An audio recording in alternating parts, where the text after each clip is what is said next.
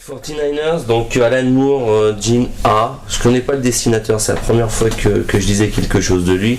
Par contre, Alan Moore, le classique des classiques, le scénariste anglo-saxon.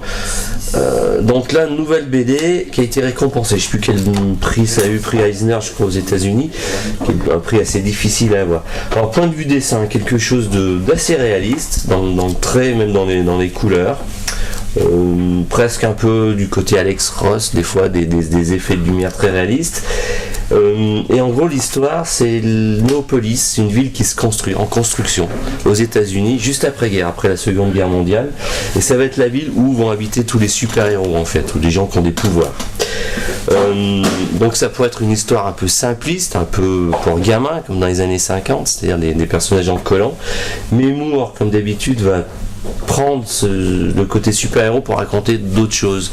Pour raconter par exemple les relations entre une ancienne pilote, c'est une femme qui était as de la Wehrmacht, de pilote de chasse, qui, vu que la guerre est terminée, le traité de paix a eu lieu, elle est partie aux États-Unis, elle va rentrer dans leur équipe, mais il y a encore tout ce côté, c'est une chleu, c'est une boche, on est juste après-guerre, donc ça se passe pas très bien avec d'autres personnages.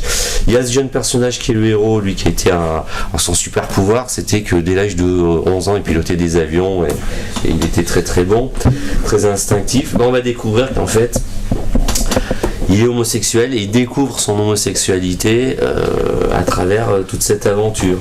On va voir qu'il y a des quartiers qui sont que pour les clic-clac, donc c'est des robots. Les personnages, on ne sait pas trop s'ils sont dangereux ou pas. En tout cas, il y a des ghettos pour certaines personnes. Donc là, il aborde le problème des ghettos. Et puis, il y a tout ce qui est le côté aussi grande aventure avec des vampires roumains qui forment des gangs. Il y a la mafia hongroise. Et puis, il y a comment est gérée la police de Néopolis.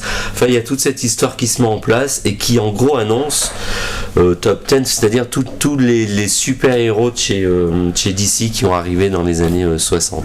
Donc Alan Moore réécrit l'histoire des super-héros et voilà, avec une ambiance vraiment très rétro et puis plein de clins d'œil parce que dans le fond vous allez voir passer Popeye, des personnages de Winsor McCay, enfin voilà, etc.